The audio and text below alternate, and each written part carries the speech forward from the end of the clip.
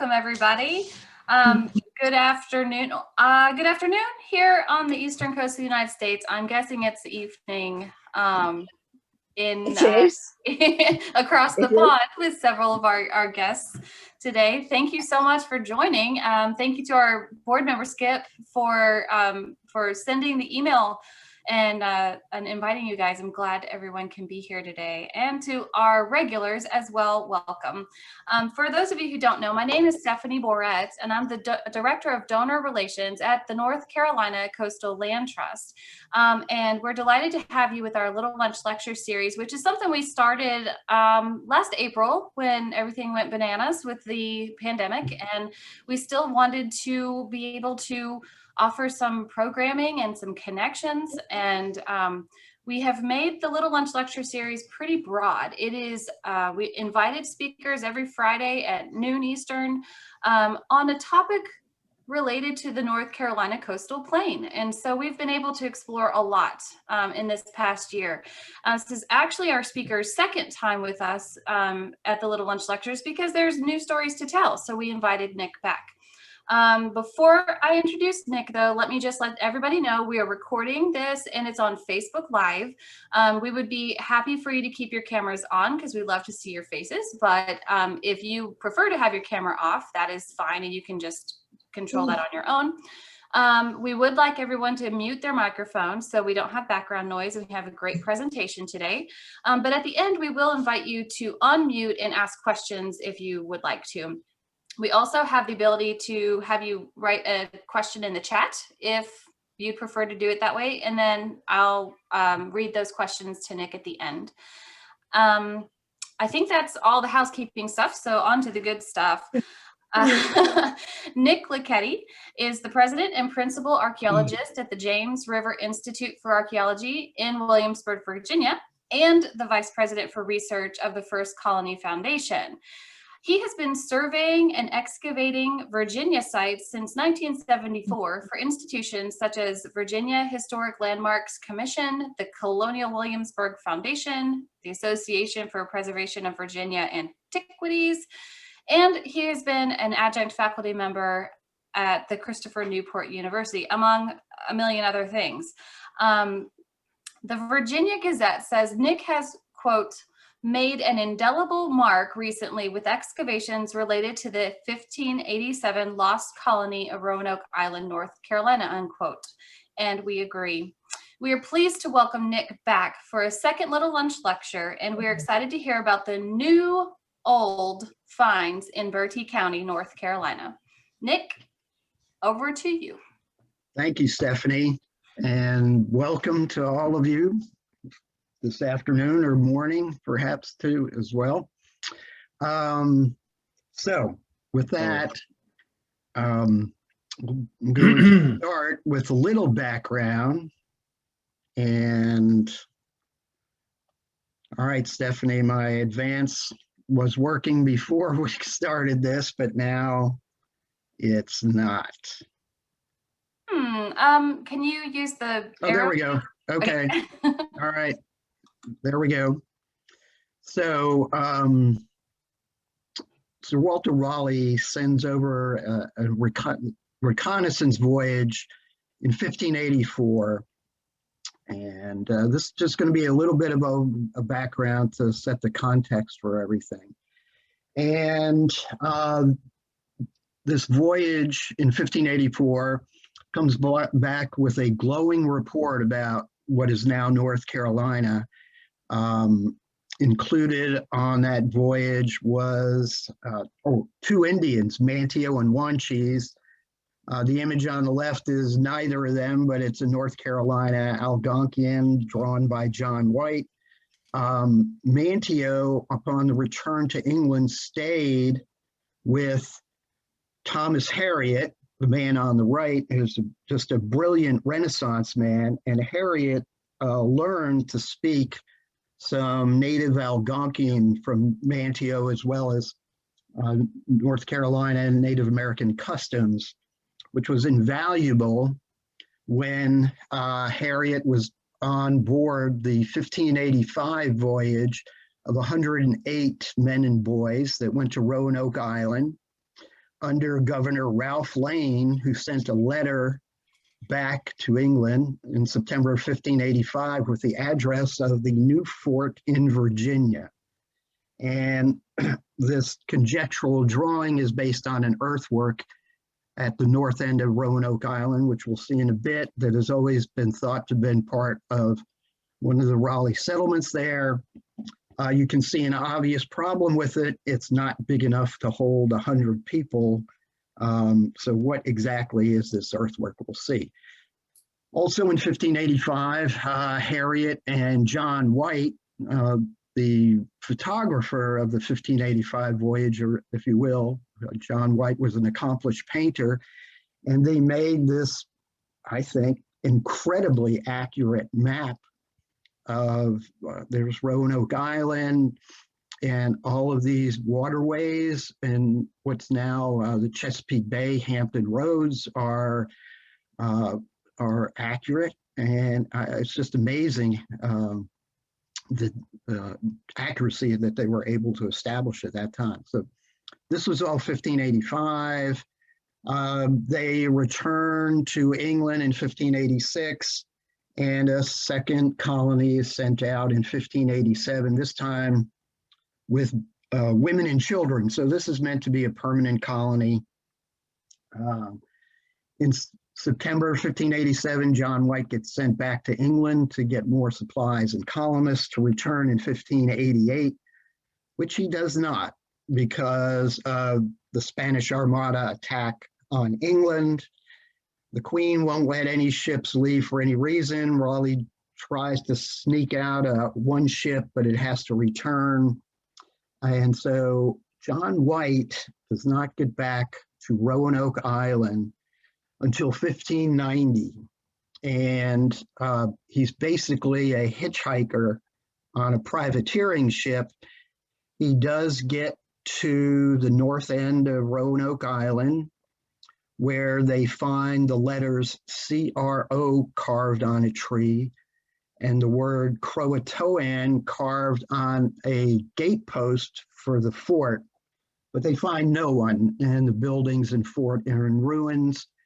Croatoan is the Indian village in the vicinity of modern Cape Hatteras, and Manteo was a prince of the Croatoans, and Manteo remained friendly to the English throughout their time down there. However, White never gets to go to Croatoan to see if there are any colonists there. He gets back to England and writes a report about what he did, what he found, what he saw. And in that report, he says that the plan was for the colonists to move 50 miles into the Maine. Now, historians have debated whether that meant coming to the Chesapeake Bay or coming into North Carolina. And we'll see, we think we may have some clues to who is right there. So this is Fort Raleigh National Historic Site. It's a National Park Service property. And this is that earthwork. And this is reconstructed based on archaeological excavations of it in the 1940s and 50s. And there have been, since 1895, these are all the different archaeological investigations that have taken place to try and find the fort and village of the 1585, 1587 settlements at Roanoke Island. 1587 looked like they just restored what they found from the 1585 colony. But these are all of the efforts to try and locate the village or the fort. None of them have been successful. Here's Talcott Williams in 1895.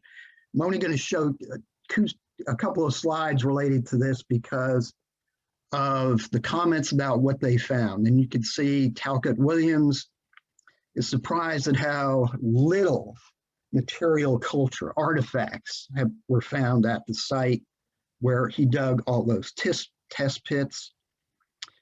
Again, J.C. Harrington excavating in the 1940s and in the 1950s comments on how little material of European origin was found there. Reasons for that are there's been a lot of disturbance at the north end of Roanoke Island.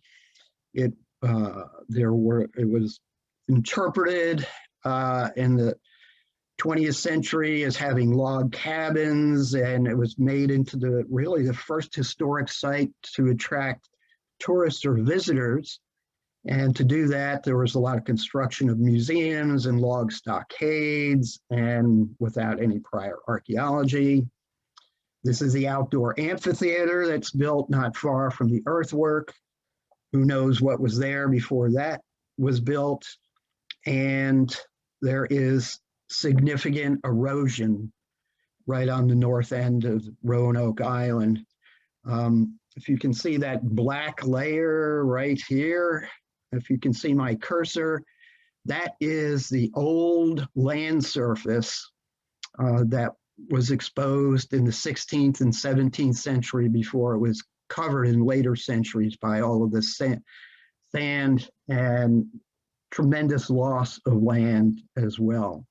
So there are a lot of variables why perhaps the fort in the village had not been found. One other is everybody's been digging in the wrong place. Other historians think that the town and the village were actually near downtown Mandio around Shallow Bag Bay. And lastly, this is work in the 1990s by the three most prominent historical archaeologists in the United States from the second half of the 20th century into the 21st century. On the left is J.C. Harrington, the father of historical archaeology, conducted the first professional excavations at Roanoke Island in the 1940s and 50s. This is Ivor Noel Hume, resident archaeologist at Colonial Williamsburg for 40 years, who is really the Babe Ruth of historical archaeology.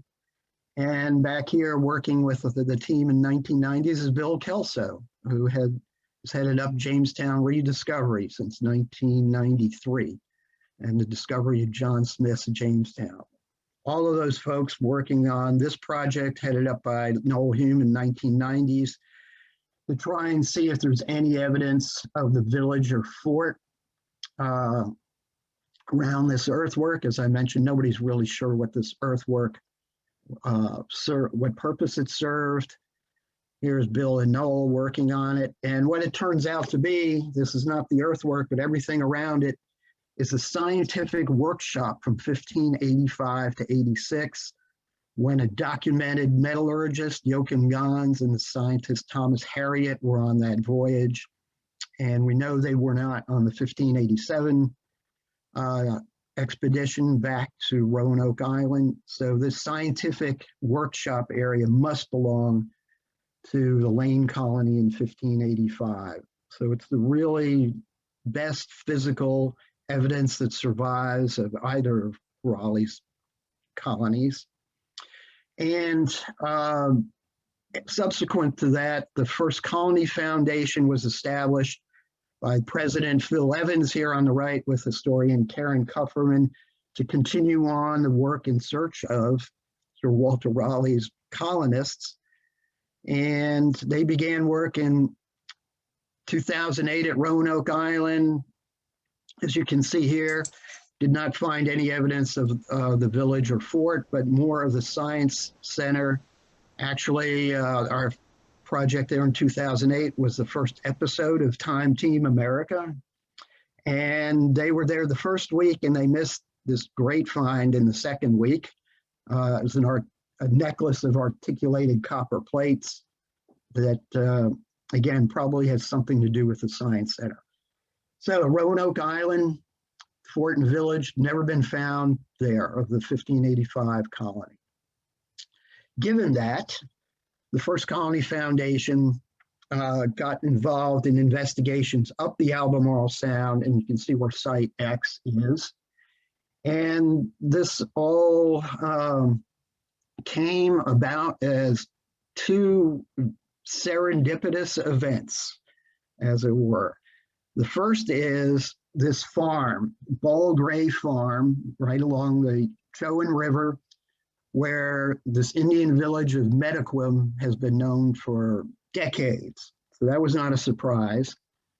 And this farm, which included these agricultural fields and surrounding woods, totaled 1,400 acres that was purchased to be developed into 2,800 individual units, 212 boat slip. And my company, got involved in the required archaeological survey of the property. It was required by North Carolina regulations. And we found this site down where the red circle is, this is all of the different shovel tests on the property that the survey used. And again, that one site is right over here on this little finger of land. And from that little finger of land, here's some sherds that came out of there. And these are called Surrey Hampshire border ware. And these are going to be important throughout the rest of the presentation. Those little pieces are examples of this kind of pottery. This is all found, and these are all from Jamestown Rediscovery, John Smith's Jamestown. And Surrey Hampshire border ware was made throughout the 17th century. But in Virginia, we find it almost exclusively on first settlement sites dating to the first 3 decades of the 17th century. And we'll see a little bit more of that. So we found some border ware, which is very early in Virginia. But in North Carolina, there are no permanent settlers until about 1655, and there are no credible North Carolina historians who dispute this. The first permanent North Carolina or European English settler in North Carolina was Nathaniel Batts, about 1655. And you can see this 1657 map. That arrow is pointing to this as Batts' house, and there's his house. This is Salmon Creek. This is the Mediquim Indian village, and this is this whole Ball Gray tract that I mentioned. So Batts is in the area as a trader, and we initially decided that the border ware, even a little late at this time, probably belongs to Nathaniel Batts' activities. We had no reason to think otherwise at the time.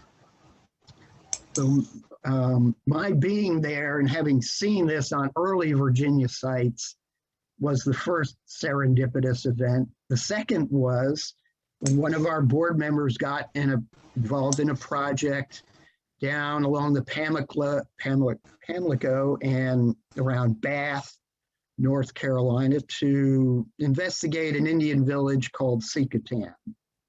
And this again is John White's map of Virginia. And here's the Secatan area. And if you'll notice, this is a patch on John White's map of Virginia. And our board member wondered, what's under there? Is there anything that's covering that might be important to the research?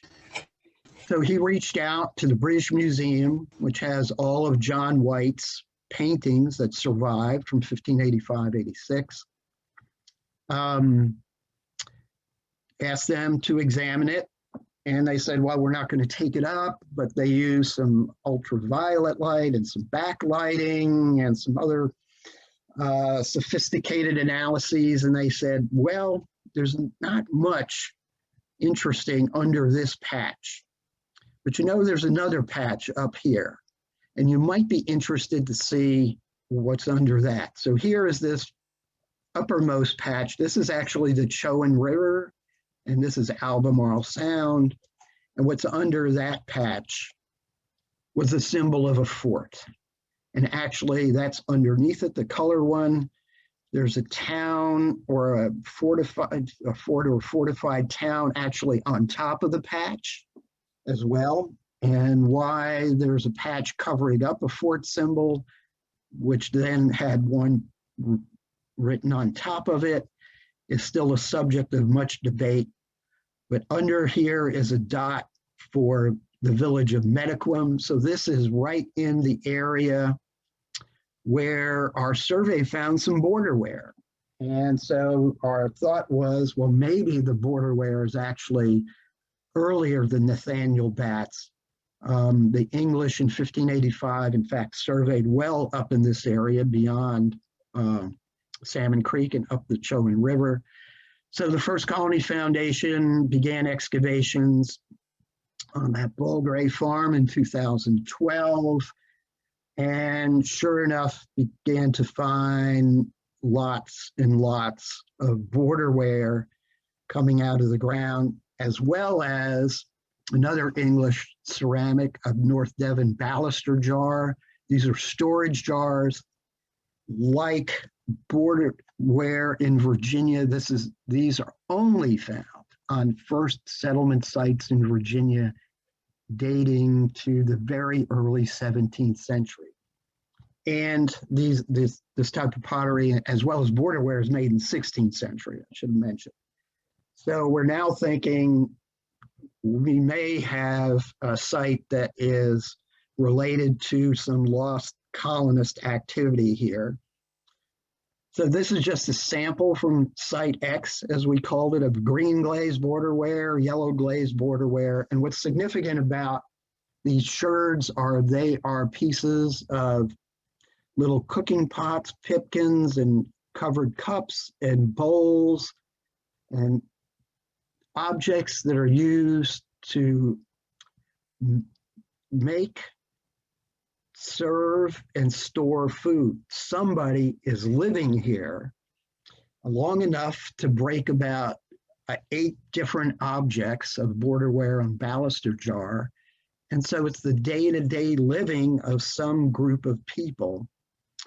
We did not think that this was a major relocation site of the 1587 colony. The landform was too narrow. There wasn't enough in the way of artifacts for 100 people or 75 people, whatever might have been the major relocation element of the colony. But clearly, we think, related to the 1587 colonists. Here is a distribution of all of the excavated squares and where the borderware is coming up, and 2 major concentrations of it to suggest where the site had been occupied. And so what about the borderware? As I mentioned, it's made throughout the 16th century, but technically through the 17th century. How do we understand what its significance? Well, we have to go to Virginia, where, as you can see on this map, there are over 75 named settlements by 1635. And about a dozen of these have been major archaeological excavations. I'll just show you 2. This is Flowerdew 100, 1619 in Prince George County, major excavation of a very large plantation. This is Martin's 100, 1618. Martin's 100 was somewhere between 140 and 150 people, and major excavation of the core component with it. So these are examples of some major excavations in Virginia. And we looked at over 20 of these sites to see how much borderware was coming out of these early sites versus sites that date later in the 17th century, later than the time of Nathaniel Batts in North Carolina, 1655. And that's just one page from our analysis. I'm not going to show you them all, but here's a graph of them. And outside of this outlier in 1640, but still well before Nathaniel Batts' time, 1655 in North Carolina, The major concentration of border wear found in Virginia dates to no later than 1630. So if the evidence shows that it can't date to the time of Nathaniel Batts, and there were Roanoke colonists exploring in this area, we felt confident that Site X represented a lost colonist site. This is just a graphic to show you how small the excavation area of Site X is compared to some of these other major Virginia site excavations. And more border wear has come out of Site X than any of these other sites, except for Jamestown. However, there were some skeptics who said, well, there's just somebody there before Nathaniel Batts. Somebody there in the 1620s or 30s that there was just no documentary evidence for. Okay, let's look at that. For any of you familiar with colonial archaeological sites in Virginia, North Carolina, anywhere on the East Coast, they always have lots and lots and lots of clay tobacco pipes. I can't say that I've ever seen one that didn't have hundreds of clay tobacco pipes on it. And the thing about those it's one of our best dating tools because the pipe bowls throughout the beginning of the 17th century through the 18th century start out very small and they get larger as more tobacco has grown and the price drops and people can afford to buy more and smoke more and the pipes get bigger. But as that happens, the stem gets longer and the stem hole gets narrower. And this is a very, very well-established principle in historical archaeology. As these stem holes get smaller through time, and this chart shows the size of the earliest ones. These are 9/64ths of an inch and they're measured with drill bits. And what we see is down here at Site X, we have 09s and 08s. Let me just go back to this for a second. You see 1620 to 1650 are 9s, 1620 to a little bit later are 8s. Site X has no 9s, 1/8, and lots of these other ones. The other graphs are a few of the Virginia sites, just to give you an example. This HT55, you can see how many 9s and 8s it has. You can see how many 9s and 8s these others have. This tells us that there was no one there in the 1620s or 30s or 40s.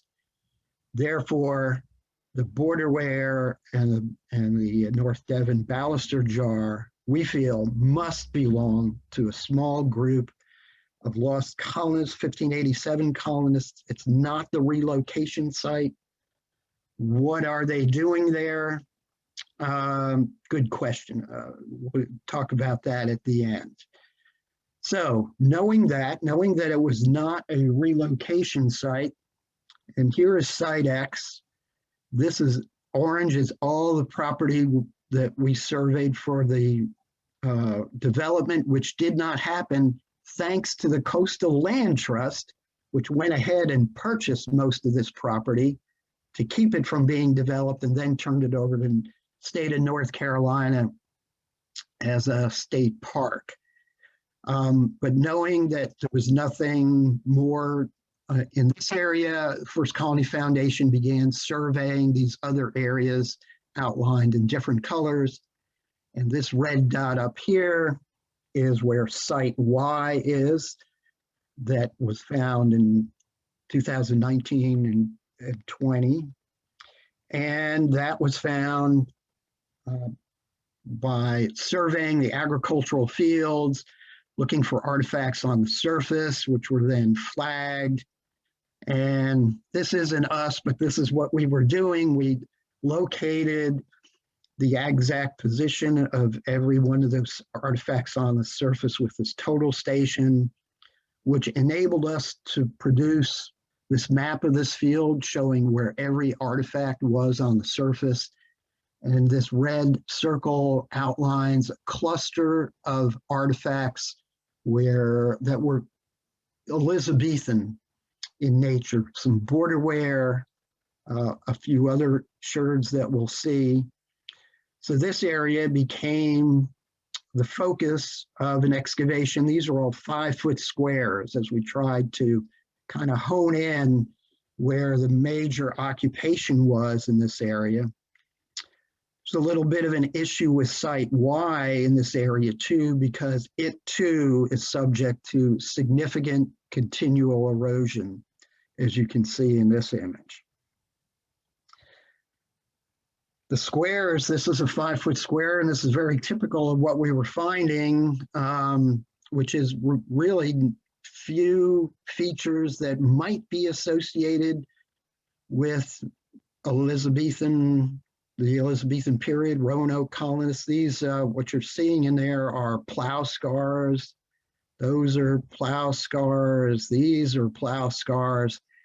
But in the overlying 12 inches or so of soil that has been plowed for centuries, we did find a lot of material, of which this is the most significant, because these again are artifacts, pottery that dates to the time of the Roanoke settlements, early Virginia settlements, not found on the Virginia settlements after 1650 or so.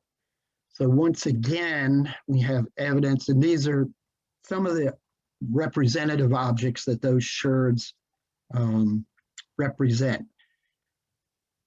You've seen our Pipkin borderware pot before.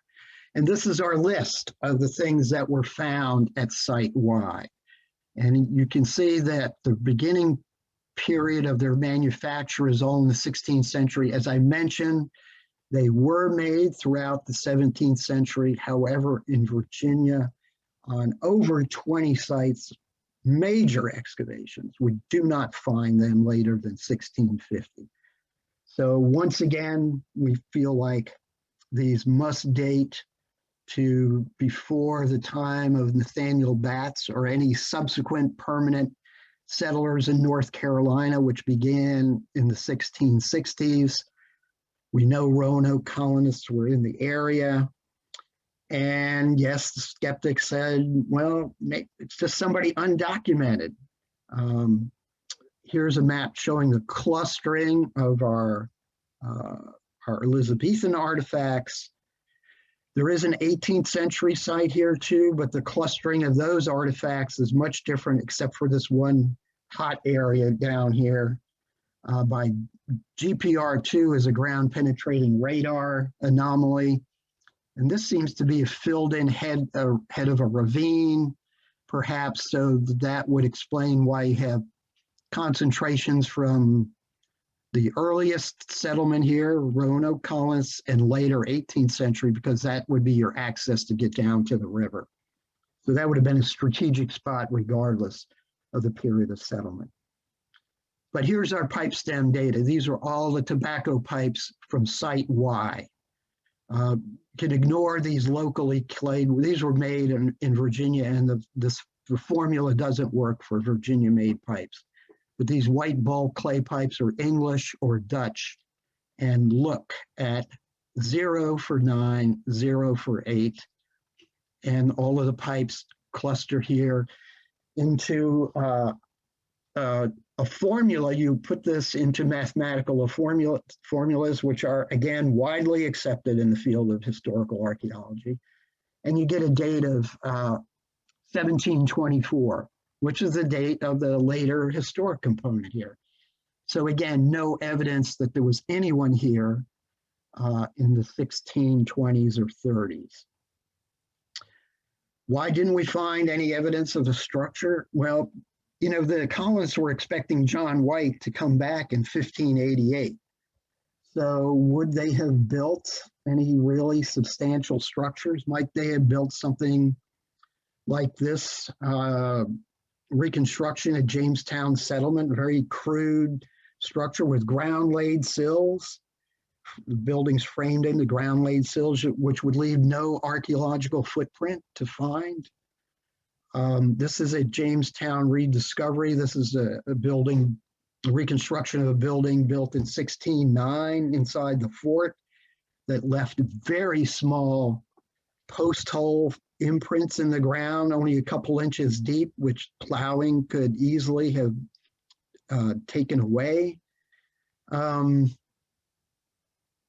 While maybe we still haven't found where the building is at Site Y.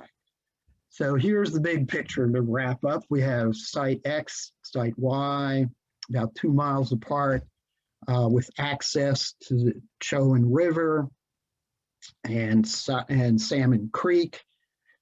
And John White's report about them being 50 miles inland. And I've always wondered how accurate mariners at that time could estimate distance. And I sort of knew casually about knots and hourglasses, but I contacted Eric Speth of the Jamestown Settlement Maritime Program. He's a maritime program manager. He's the captain of the 3 reconstructed ships there. And I asked him about that question. He said, well, you know, we've checked the traditional methods at that time against using a GPS. And he said, you know, they were amazingly accurate. So from the mouth of the Albemarle Sound up to around the Salmon Creek area is about 50 miles, just what John White told us in his report. And so what are these sites? If they're not the major relocation site? Well, one thing that may tell us that is John White's sketch map of Virginia in 1608. It's also called the Zuniga map because it was found in the archives in Seville. It's a copy made by a Spanish spy of John White's map. And those arrows on the right is a detail, trust me, that says Roanoke. And the river, it says Choanoke, but here's something that makes it a little clearer. Here's Roanoke, the Chowan River, and the highlighted areas are information the English got from North Carolina Indians. And so there are splinter groups of English colonists in what is North Carolina today. And so some of them may have merged in with some Indian groups. Some of Site Y may represent a household and servants as a distinct possibility. There probably was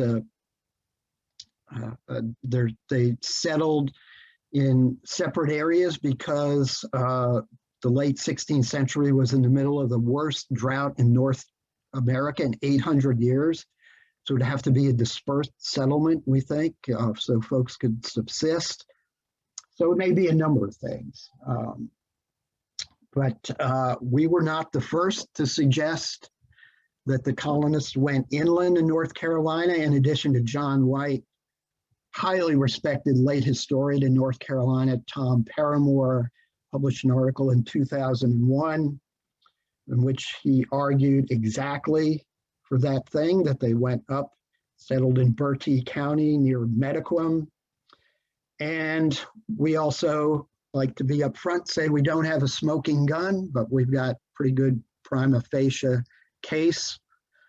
A judge once told me, hey, don't dismiss prima facie evidence. People get convicted on it all the time. And this is the conclusion from our report. I should mention you can see a lot of this information on the First Colony website, which is www.firstcolonyfoundation.com. But we think Site X and Site Y are beyond being a coincidence, giving all the documentary and cartographic information, and that the 1587 colony, as John White said, did head inland into North Carolina and settled, at least some of them, maybe more. We're still looking in Bertie County. So that is the story to date, and happy to answer anyone's questions that they have. Hopefully I can answer.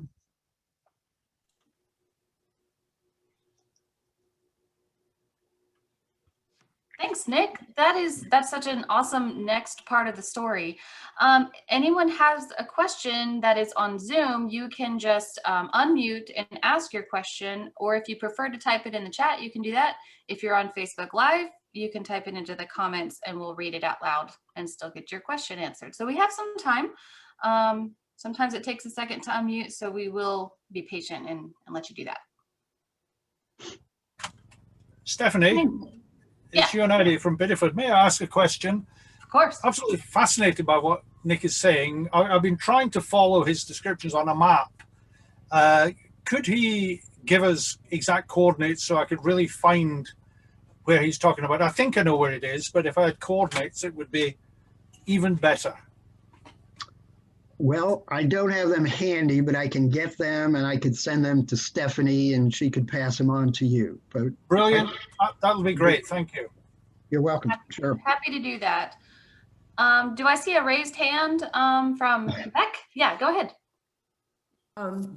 Thanks. It's very interesting. And we're only about a half hour away from the site.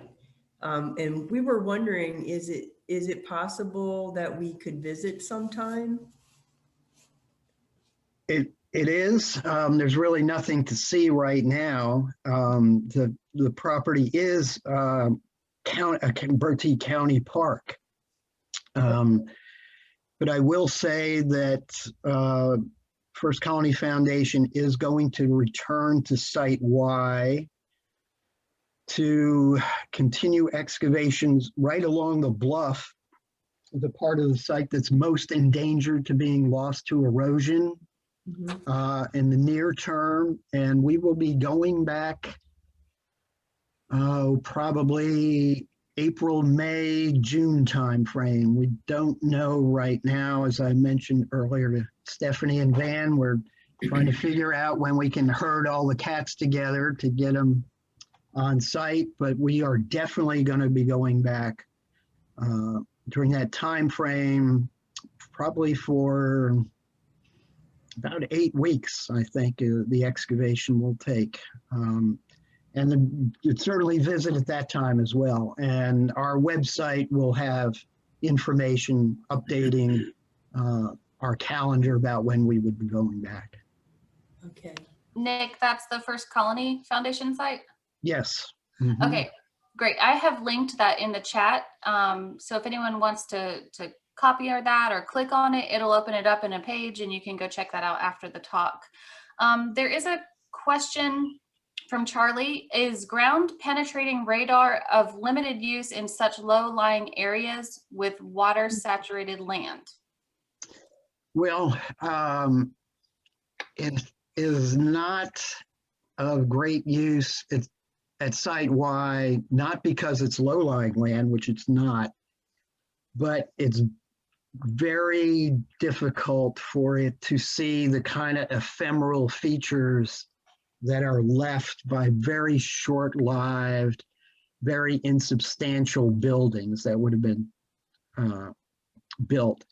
We did do ground penetrating radar at Site Y. It actually found the 18th century slave quarter that's on the property, but it didn't hit any features that looked like they're related to Site Y. But again, those could be so ephemeral that radar just doesn't see it.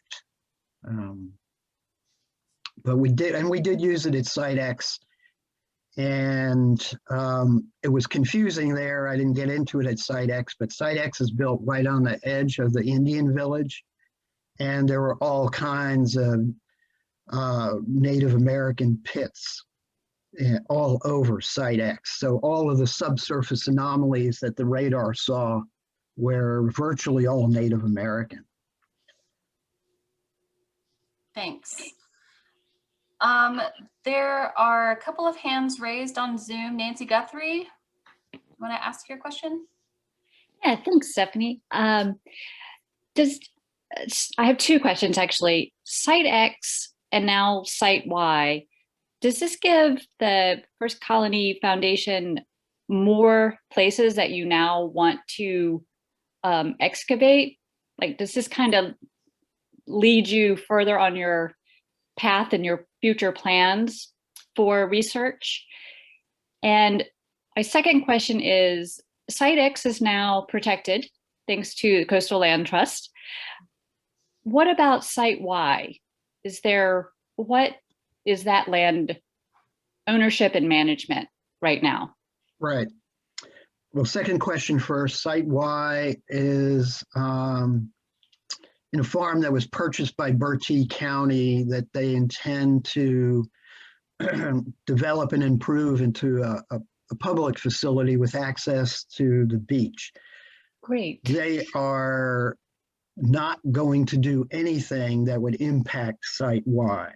And they don't intend, their current plans don't tend to have any substantial structures out there, pavilions for events and restroom facilities, but those will all be planned way away from Site Y.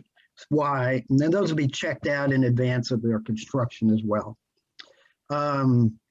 And the county very much intends to use Site Y and to interpret the history of Bertie County in conjunction with Site X, talking to the state park folks. So they very much want to work together to tell this story. Yes, we are going to continue to look in Bertie County. We feel like Salmon Creek is really the key. The most important thing to the colonists would have been their ships. And Salmon Creek, you wouldn't think to look at it on Google Earth or if you're actually out there, but it actually still has a deep water channel, almost 14 feet deep, almost up to Route 17, well inland. So any sites, good settlement sites along Salmon Creek, which would have allowed the colonists to bring their ships up Salmon Creek and protect them.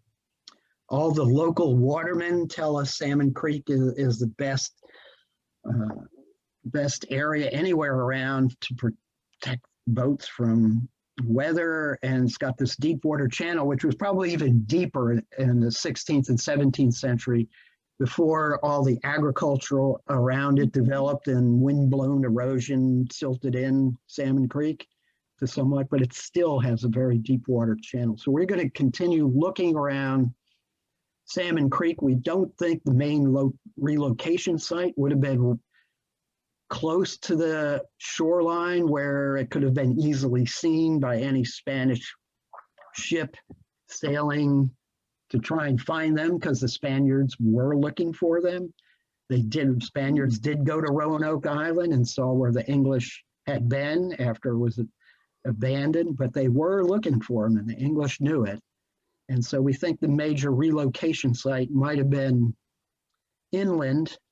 One of the thoughts about Site X is it's a sentinel. It's a early warning system that there were folks there to keep an eye out, because you can see from Site X almost all the way down the Albemarle River. It would have acted very similarly to a watchtower, a blockhouse the Jamestown colonists built on Hog Island, which was somewhat downriver from Jamestown Island and projected out into the river from Hog Island. You could see all the way down to the mouth of the James River, because the Jamestown colonists knew the Spanish were looking for them too.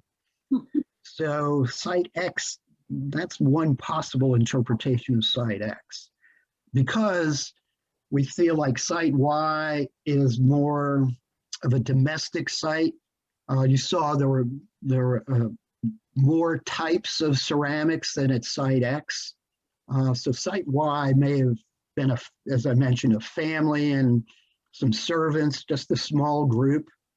And the other thing about Site Y, of course, is we don't know how much of what we've lost to erosion already. So that's also a factor. But yes, we are going to be very active in continuing the search for other sites. Thanks. Nick, there are lots of questions in the chat. We will try to get to as many of these as possible. And there still are a couple of hands raised. Let's go to one in the chat. Would these sites be easily accessible by sail-powered ships of the time? Yes, is the answer. I think, Salmon Creek, as I mentioned, is going to provide access to any to smaller ships, pinnaces that can get across the inlets. And same thing holds for Site X at the north end of Roanoke Island. They were able to get pinnaces and barges and things like that in. So yeah, they both are. But that's what the colonists were looking for. Sites that were good for their watercraft. The Jamestown colonists, the accounts of the early settlers who came to Jamestown, they talked about passing up high bluffs that would have been much better for a settlement, but it wasn't a good place for their ships. So that's why they went to Jamestown Island, which was not a great place for a settlement, but was much better for their ships. So that was probably the highest priority they had, I think, in terms of looking where to settle. Gotcha. There's a question on Zoom. It's labeled iPad 2, if you would like to ask your question. Good evening, good afternoon, everybody. Jill here from Bideford in Devon. Obviously, we are very, very keen and interested to further establish the links we have with Manteo and certainly with the Lost Colony. My question is very simple. I'm interested in the pottery shards that you found. Only one from North Devon, but the rest of the pottery is very, very familiar to us even today. There's a great tradition of that sort of pottery. Need it necessarily have come from Hampshire and Sussex, or might it have come from Devon? Well, the borderware comes from the Surrey, Hampshire area. And I don't know if this will answer, but the reason we think that borderware in the North Devon stop around 1630 is 1624 is when the Crown takes over colonization in Virginia. And excuse me, and it seems that there's a whole new network for supplying the Virginia colony than was used by the Virginia Company of London, which was the stock company that initially colonized Virginia. So whatever their sources were, they seem to have changed that. And so that's why we believe we don't find it in those things in Virginia after 1630-ish. But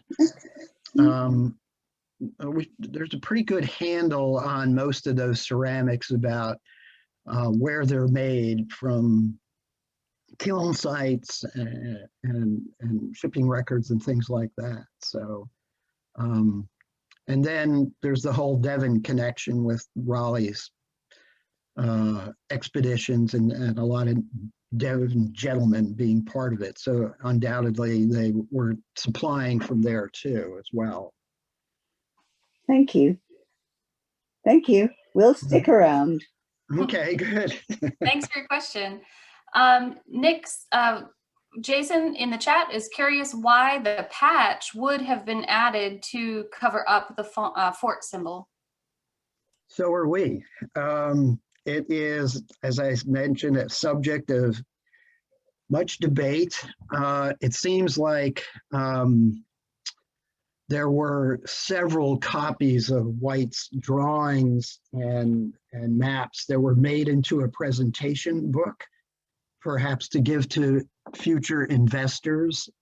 And it may have been to prevent some people from knowing what the English intentions were on some in a specific incident. We don't know. We don't know. But it is located right where Salmon Creek and enters into Albemarle Sound and Chowan River. Obviously, the size of the icon is way out of scale. So it could be anything in that general area, which is why we need to keep looking. But no one knows why. The British Museum said the patch was contemporary with the map and the inks were contemporary. Although the fort symbol that was on top of the patch was drawn in, to use the British Museum's words, invisible ink. So yeah, it's a real mystery and don't have any answers. I'm sorry. Well, here's another one. David would like to know if the findings disprove the theory that the colonists migrated south to Cape Hatteras, or maybe some did and others went west. Right. I don't think anyone disputes the fact that there were a small group of colonists at Croatan, the Indian village at Cape Hatteras, and we certainly don't. They may have, one thought is they were there, and that's what the Croatan symbol indicated. The 1587 colonists didn't know exactly where they were going to go when John White left, but John White knew of Croatan, so on his return, he did stop at Croatan before going to Roanoke Island. And ideally, the Englishmen would have been there, the colonists would have been there. John White would have found out where they went, and there would be a happy ending to everything. But we do not dispute the fact that there was a small group of colonists, 1587 colonists, who went to Croatan. We just don't think the evidence indicates that they all went there or a majority of them went there. You could not, we think, have taken over 100 people and essentially dumped them on an Indian village that was probably didn't have that many people. If the Outer Banks, if you drive down there, you won't see farms because it's not farmland, and the English were agriculturalists. So how could they have subsisted down there if you put everybody down there with an existing Indian village? We just don't think that's practical. And that's why they went to Bertie County, in that Mediquem Indian villages are where good soil is. They knew where good soil was for their crops. And so that's a pattern that is quite clear in Virginia, and the early settlements are always right where English or Native American villages were. But yes, we believe there was a group of colonists at Cape Hatteras. No, we do not think that all or even a majority of them went there. Thanks. There's a question about, was archaeological work done on what is now Scotch Hall, the development there on the other side of Salmon Creek from Site X? Hardly any. Along the shoreline, there was some survey work, but there was no systematic, comprehensive survey to see if anything was there, the golf course or the residential area. No. Okay. We are in conversation with those people over there to talk about doing some testing in areas that are amenable. We do want to look at that area too. Okay. CR, do you want to unmute and ask your question? How is that? That's good. Yes, I'm in Wilmington, and I've had the pleasure of working with Dr. Dave Staley, the Denver chronologist that studied some of this stuff. And you mentioned the drought that was found, and it's found in Denver chronology. And I happen to have one of the cores that shows 1587, and it was Staley says it was the beginning of the worst drought in 800 years. And the tree ring study shows that drought was severe for 12 years. And I wonder, and I've had to, actually the English came over and I took them out a core tree that showed that. It was on one of the shows there years ago. But as here, when we have a drought, we know we not had a drought in that period, but when we've had a 6 or 7 year drought, these small rivers get really low flow fairly quickly. And drainage as small as Chewan, would you not think that maybe their wells dried up and or the rivers were so shallow that on returns they could not get but so far up these rivers with their ships? So maybe they were hampered by westward expansion due to lack of not being able to navigate, and the fresh water. We wonder about the fresh water availability if the wells did dry up. Thank you. Right. Well, a number of things there. Yes, obviously fresh water is always going to be a concern, and site Y may be near where there were spring at the head of the ravine that's next to it. Site X, that's a good question, but you've got the Indian village there. We haven't really looked into that. Navigation, that's interesting point to consider. The 1585-86 colonists seem to have explored well up the Chowan River. Were able to do that. But you're right, it may have had an effect on their ability to navigate. The drought question is interesting because it persists even to Jamestown times, when John Smith tells us that at one point an Indian chief from village across the James River communicated with John Smith. He said, essentially, would you please ask your God to make it rain, because we've been asking our gods and they're not listening to us. So this drought even may have affected Jamestown colonists. As far as wells go, nobody's found any wells through either at Roanoke Island or, of course, in Bertie County. We haven't come across anything yet. But you're right, fresh water is always a concern, and navigation is always a concern. So those are both things that we should always give a lot of thought to.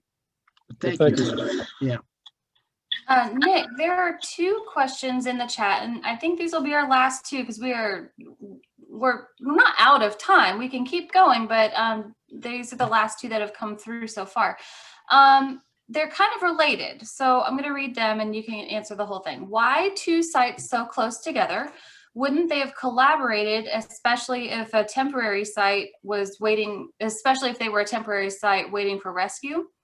And then also, could Site X be used as a defensive outpost to protect the possible Maine agricultural food source for the settlers at Site Y because of the larger pottery amounts found at Site Y?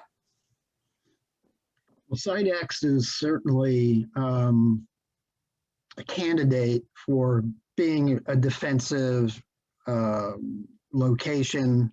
We didn't find any evidence of defenses, but it probably wouldn't have been earthworks of any kind. So that would have been obvious. I mean, it could have been a combination of things.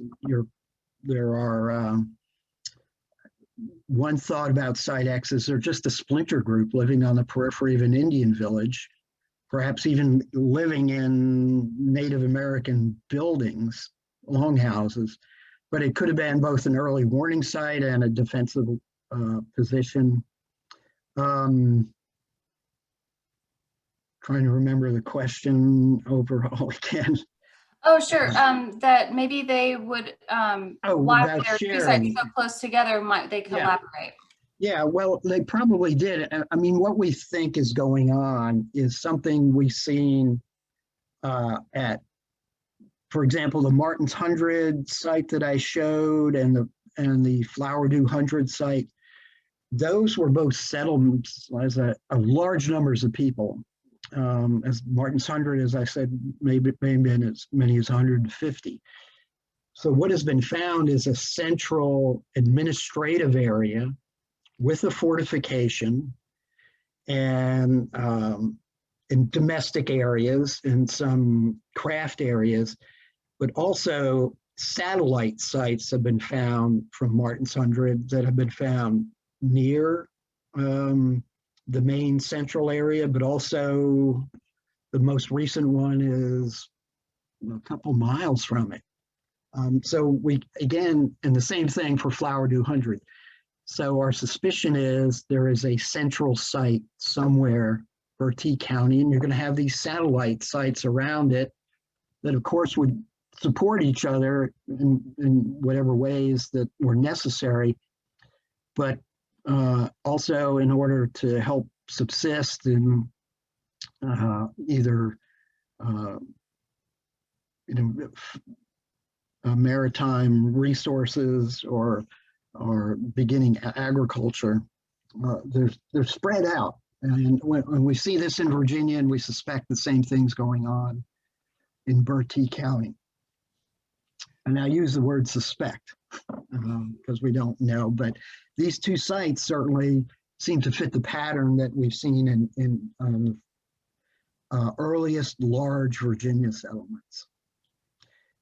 And of course, there were a number of 1585, 86 colonists who were still around to talk to the Virginia Company of London people when they launched their Virginia expedition, including Thomas Harriot. We know he met with people from the Virginia Company of London on at least one occasion, if not more.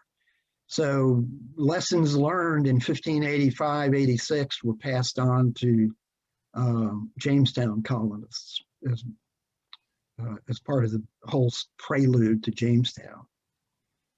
Okay. Ms. Manning, would you like to unmute and ask your question?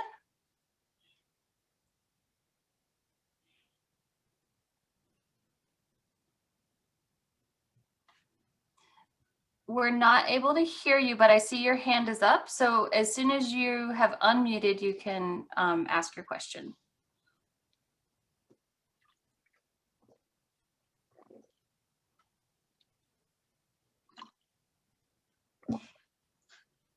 We'll come back to Ms. Manning in just 1 second. Brent has a question for the Biddeford group. Is the Roanoke colony story known in Biddeford? And if so, why? And is Richard Greenville and his role recognized?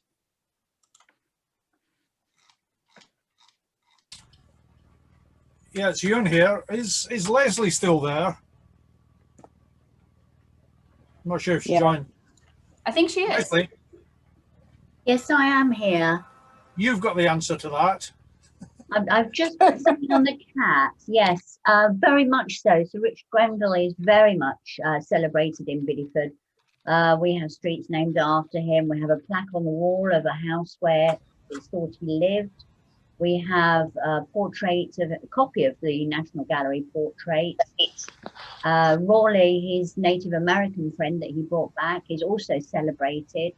Yes, the exploits of Sir Richard Grenville are very well known in Biddeford. Does that help? Thank you, Leslie. Ms. Manning. Yes, I think, am I unmuted now? You're fine. Now we can hear you. Okay. I'm just, can you show me again where Y is?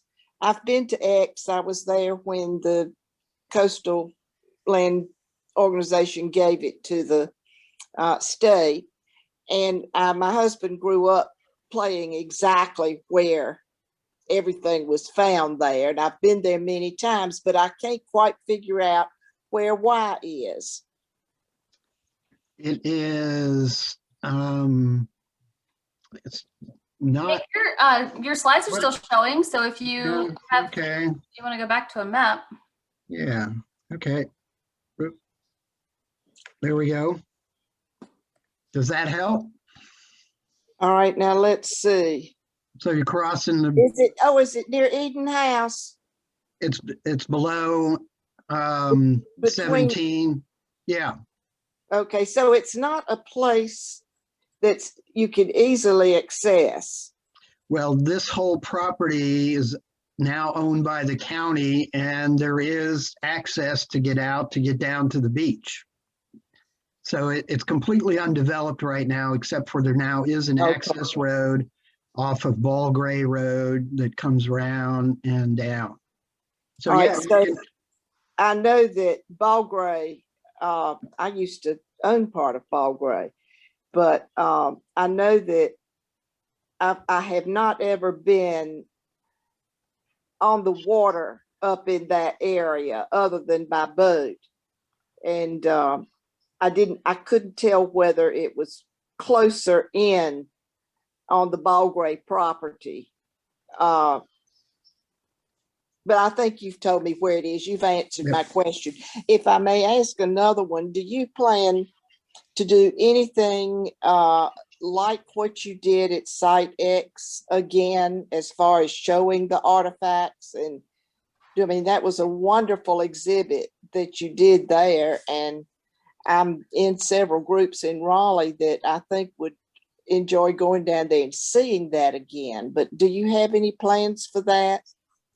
Well, I don't know about any kind of event that would at Site Y where we do that.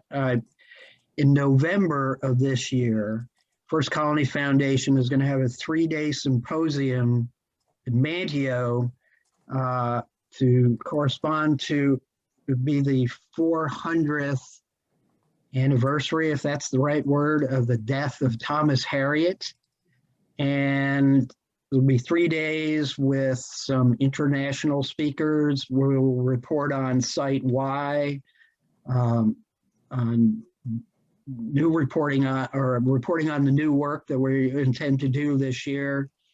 It's going to be a really excellent symposium, and there probably will be exhibits with it at that time, if, as we keep our fingers crossed and hope that the symposium will actually be an in-person event by November.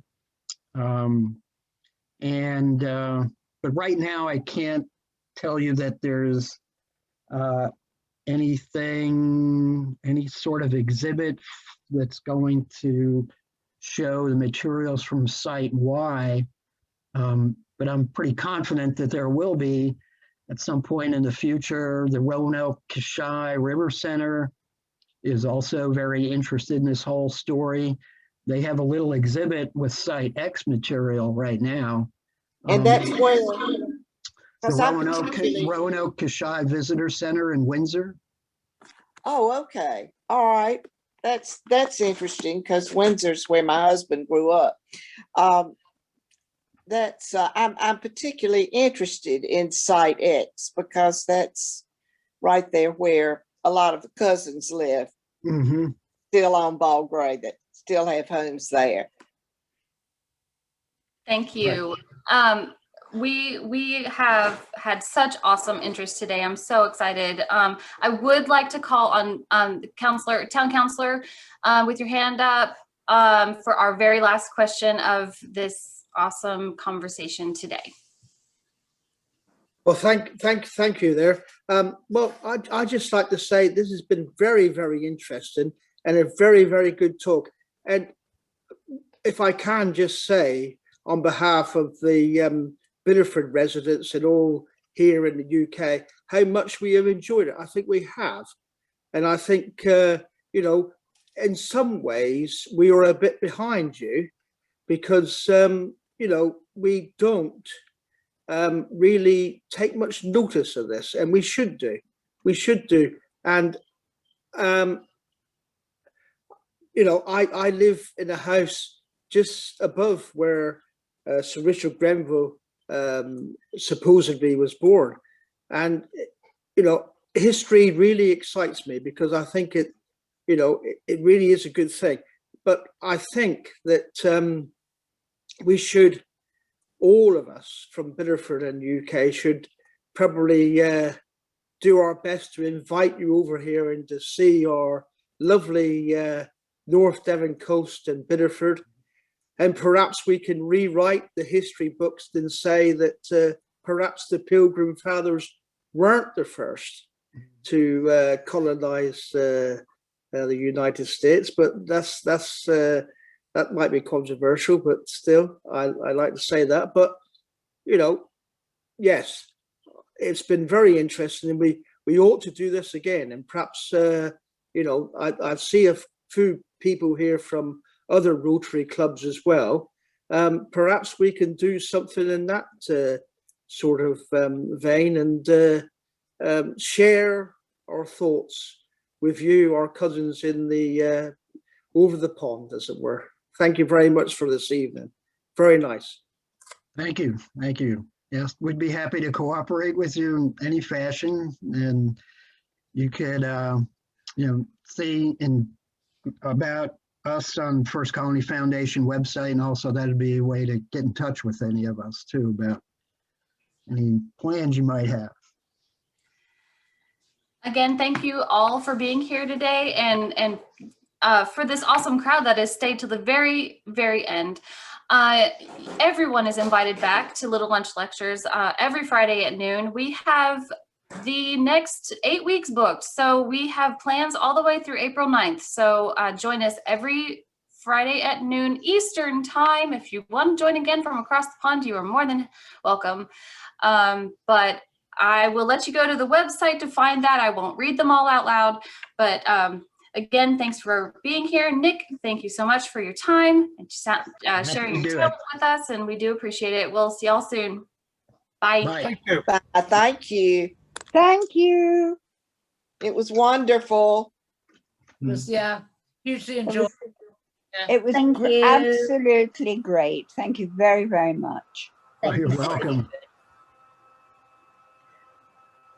So interesting from my friends from over the pond. Thank you. Bye-bye.